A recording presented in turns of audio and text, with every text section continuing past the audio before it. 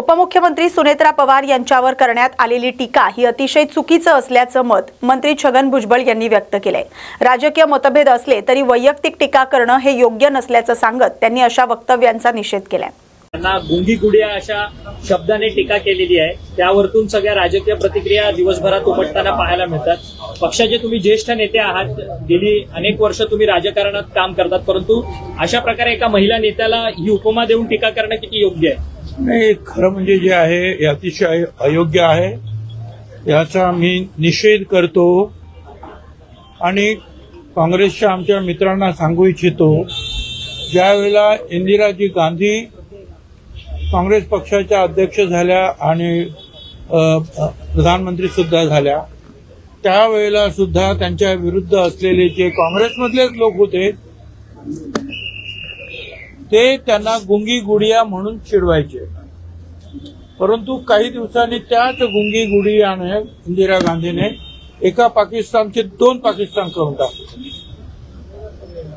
तर नुसतं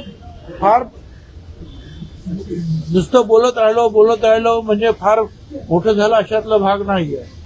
कोण किती काम करतो आणि थोडासा वेळ तर द्यायलाच लागतो, तो वेळ तुम्ही देणार की नाही देणार? आणि हा प्रसंग प्रत्यक्ष इंदिरा गांधींच्या बाबतीमध्ये घडलं तर आम्हाला वाईट वाटलं, त्यांना वाईट वाटलं की नाही काय माहित नाही मला, पण त्यावेळेला नसतील ते कदाचित आहे। एक राहुल गांधी पासून सगळे जे आहे महिलांच्यासाठी जे चांगलं बोलत असतात आणि एक महिला पहिल्यांदाच या राज्याची, ते पण महाराष्ट्रासारख्या राज्याची उपमुख्यमंत्री पदावर बसलेली आहे, तिच्या बाबतीमध्ये असं बोलणं हे अतिशय अश्लाघ्य असं आहे। आणि अशी अपेक्षा काँग्रेस, दुसरं कोणतं असं लहान सहान काँग्रेस करून तरी अशी अपेक्षा नाही। त्यामुळे आमचे लोक जे आहेत, पक्षाचे लोक, ते तिथे गेले, त्यांनी त्यांना जाब विचारला आणि याच्या पुढे तरी जे आहे ते लक्षात ठेवा की तुम्ही जर आमच्या नेत्यांना काही जर असं जर बोलाल तर आमचे लोक गप्प बसतील, ऐकून घेतील असं नाही, जाब विचार। परंतु दिवसेंदिवस राजकारणातली जी पातळी आहे ती कुठेतरी घटत चालली आहे का? ज्या पद्धतीने ही सगळी वक्तव्य समोर येतात ते शिव्याशाप देणं असतील पत्रकार परिषदेमध्ये किंवा त्यांचा आमचा काही संबंध नाही ना। ज्या काँग्रेसचे जे आहे ते पुढारी, त्यांचा आमचा काय संबंध आहे? त्यांचा आणि सुनेत्राताईंचा उपमुख्यमंत्र्यांचा काय संबंध आहे? कशासाठी उगीच आपला त्रास द्यायचा, कशासाठी अपमान करायचा? तर तुमच्या पक्षाने आंदोलन केलेले आहेत, मात्र अजूनही काँग्रेस त्याच्या वक्तव्यावर ठाम आहे। हर्षवर्धन सकपाळ म्हणतात की सुनेत्राताईंनी दुर्गा म्हणून सिद्ध करावं, असं ओपन चॅलेंज त्यांनी दिलं। दुर्गा म्हणून सिद्ध करावं असं, आता मग तुम्ही स्वतःला काय म्हणून सिद्ध करणार आहात? काही आपण बोलतो दुर्गा म्हणून सिद्ध करावं, म्हणजे मोठमोठ्या गोष्टी सांगितल्या की काय हे सगळं जे त्यांनी केलेलं अपमान जिरून जात नाही। राजकारणामध्ये त्या सुनेत्राताई आहेत, उपमुख्यमंत्री आहेत, उपमुख्यमंत्री आहेत आणि पुढच्या त्या काळामध्ये जे आहे ते कर्तृत्व नक्कीच सिद्ध करून दाखवणार। बीडमध्ये झालेल्या पत्रकार परिषदेवरून हे संपूर्ण प्रकरण सुरू झालं, त्या ठिकाणी कुठेतरी धनंजय मुंडे यांच्याकडून त्यांना यांच्याकडून त्यांना थांबवण्याचा प्रकार झाला, त्यांना बोलण्यापासून रोखलं जात आहे असे प्रश्न देखील उपस्थित आहेत। मला त्याची काही कल्पना नाही आहे, परंतु अनेक वेळेला जे आहे ज्यावेळेला मिटिंगचं काम संपतं त्याच्यानंतर काही वेळेला अनेक प्रश्न जे विचारत बसतात कोण ना कोणतरी। आता तुम्ही मला प्रश्न विचारता, मी आता तुम्हाला उत्तर दिली, त्याच्यानंतर जर तुम्ही आता तुमचा ट्रॅक बदलला तर मी सांगितलं नमस्कार जातो आतमध्ये, मी पण जाईल निघून।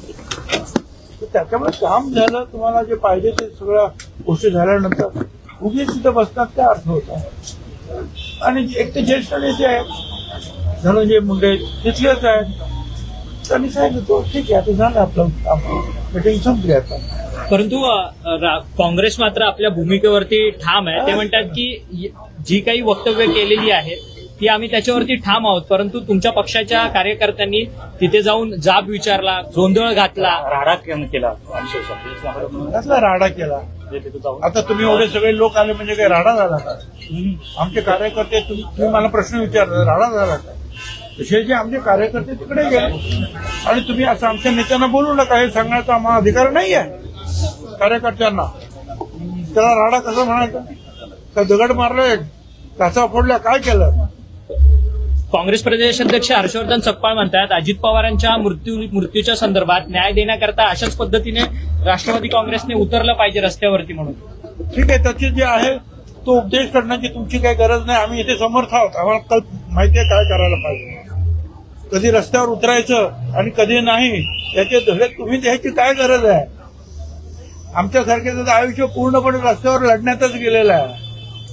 गेल्या अनेक वर्षापासून रायगडच्या पालकमंत्री पदाचा तिढा कायम होता. होते आता मुख्यमंत्री मिळणार असं कळतंय.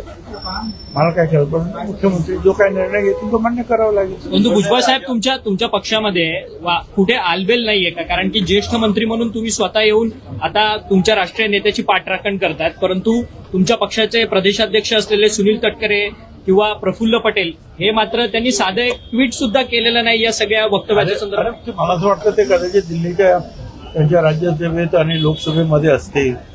काय आता मी इथे जवळच आहे,